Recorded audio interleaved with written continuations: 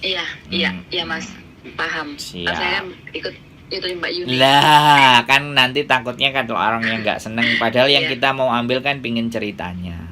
iya Ya, mau cerita obrol. aja ya. Siap. Bagaimana Ini Mbak? Apa ini masalahnya? gini Mas, kan majikanku kan ngambil 2 pembantu, ya kan. Mm-mm. Lah saya ini yang ngeceng bapaknya, yang teman saya yang ngeceng ibunya, ya Mm-mm. kan. Mm-mm. Terus nggak tahu hari ini eh, maksudnya mbaknya yang satunya lagi ditaruh di toko sana, di toko Mm-mm. tepatnya di dekatnya Mbak Yuni sana, ya Mm-mm. kan. Mm-mm. Terus hari ini tadi tuh nggak tahu ada yang lapor apa gimana, Mm-mm. mbaknya ketangkap sama imigrasi. Mantap. Terus Mantap.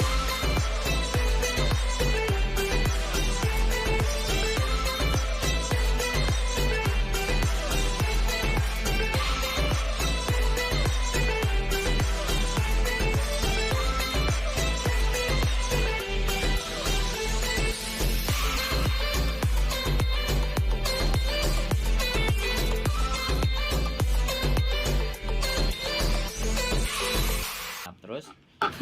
terus saya sama bapak ditelepon kan suruh keluar dulu rumah, kamu keluar dulu dari rumah, jangan di rumah katanya gitu kan. Mm-mm. Soalnya ada mau imigrasi ke rumah gitu. Saya kan Ngecek. juga kaget Mm-mm. gitu, maksudnya saya mau nanya itu teman saya nanti ada masalah nggak ya Masalah Mbak. gitu tuh. Iya, jadi gini. Pertanyaan sampean cukup sudah.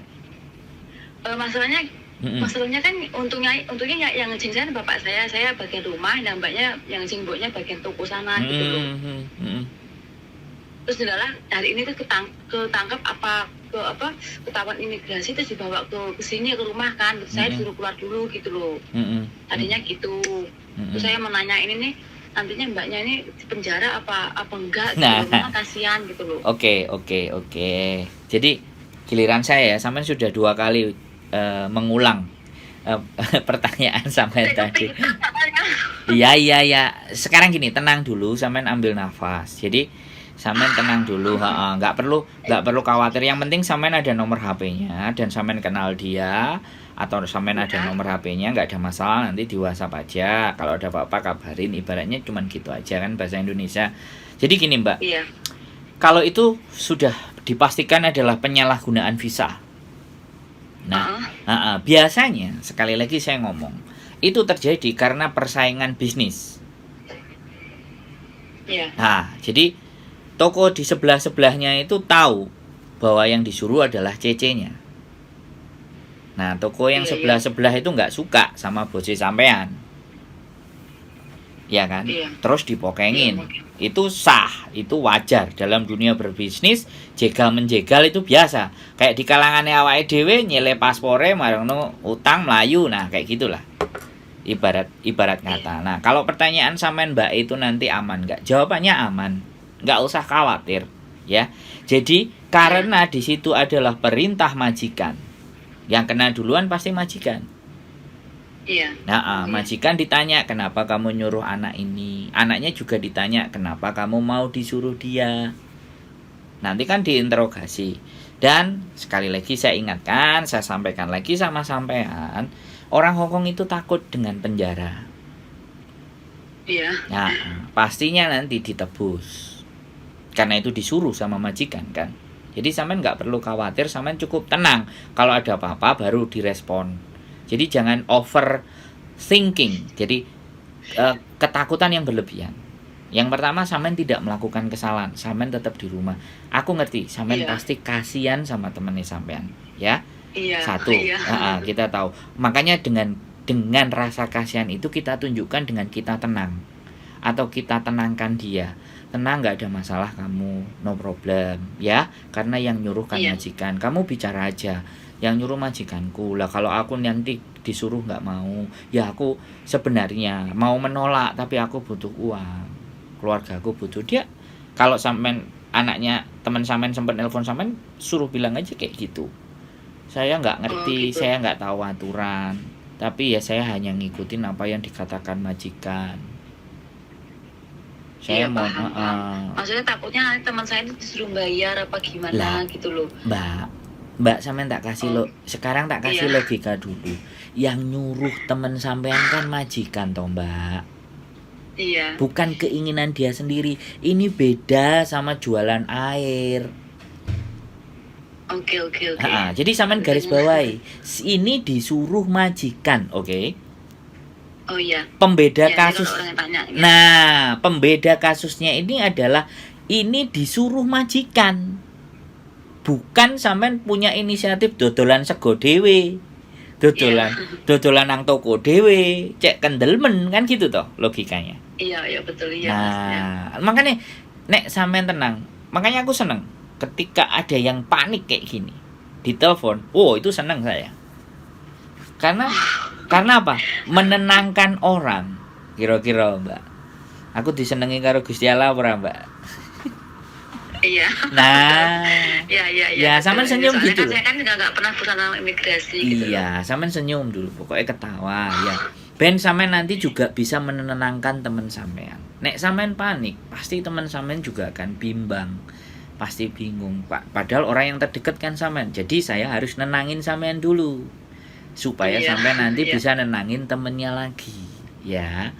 Kalau nanti persoalannya blacklist dan apapun semuanya, yang jelas sekali lagi sampean ajarin dia, saya nggak tahu sama yang hanya disuruh majikan.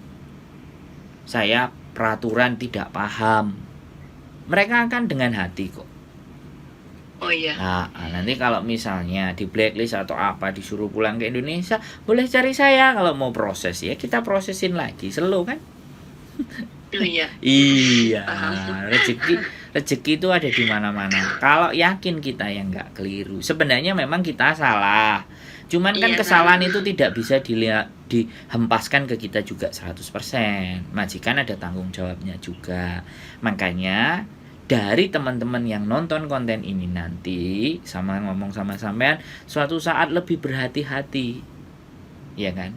Oh iya. Untuk agar supaya ketika disuruh misalnya bersihin 2 rumah atau suruh jagain di toko, kayak gitu kan harus waspada. Aslinya sebenarnya majikan itu ngerti, tapi Suna mau dapat cuan, murah mungkin ya. mau dapat cuan, mau bisnis, gak apa-apa disuruh di sana. Nah gitu, padahal kiri kanannya ada yang jahat kan gitu, gak ada jadi soal, Mbak. Nah, sekarang gimana perasaan sampean? Wis ada lagi yang ingin sampean? Agak lega sih Mas, soalnya kan mendadak banget tadi jam 5 gitu loh. Pulang saya disuruh keluar, terus mbaknya pulang sama semuanya migrasi satu mobil ke sini kan tadi saya nunggu di bawah. Terus habis itu mbaknya dibawa lagi sama majikan. Nanti aku kepikiran, ya Allah, masa ditahan sih, masa gimana, kan mikir kasihan gitu loh. Gitu. Iya nggak apa-apa. Jadi sampean sekali lagi ya, ketika ada persoalan dan apapun ya, usahakan sampean duduk, cari air minum, duduk sebentar, hela nafas ya. Kemudian baru berorientasi. Kira-kira siapa ini yang bisa saya ajak omong? Ya kan kebetulan Miss Yuni kan sudah nampil di YouTube. Saya kan belum ya. Nanti kan dari ceritanya sampean nanti kan saya juga ikutan viral kan gitu kan. Tetapi viralnya kan bukan viral yang ngambilin anaknya siapa, ngambilin istrinya siapa kan. Kan viralnya adalah menenangkan bagaimana agar supaya teman-teman itu menghadapi persoalan dengan hati yang tenang dan sedikit mulai berpikir dan tidak terlalu panik, kan itu toh, Mbak. Makanya setiap hari kan saya lihat itu Mbak Yuni, jadinya saya tadi kepikiran, coba Mbak Yuni coba gitu, tapi susah banget gitu loh. Iya, makanya nanti lihat Sandro Jabrik, Mbak, wong ganteng sak donya. Sandro Jabrik, wong ganteng sak donya. Sandro Jabrik, ya. Kalau sampean sering nonton punyanya Miss Yuni kan sering nyebut-nyebut, proses dari Indonesia sama Mas Sandro ABCD bla bla bla bla itu. Ya manusianya ini. Tapi manusianya ini yang ngomong sama sampean gitu. Oke, aku kaget, kok cowok gitu loh, kan aku kaget. Wis panik koncone dicekel. Iki kaget pisan lho cowok gitu kan. Makasih ya Mas ya udah dikasih solusi gimana. Siap. Ditonton. Ini nampil di konten saya nanti. Semangat pokoknya. Nggih, Mbak. Yo. Maaf loh. Aman.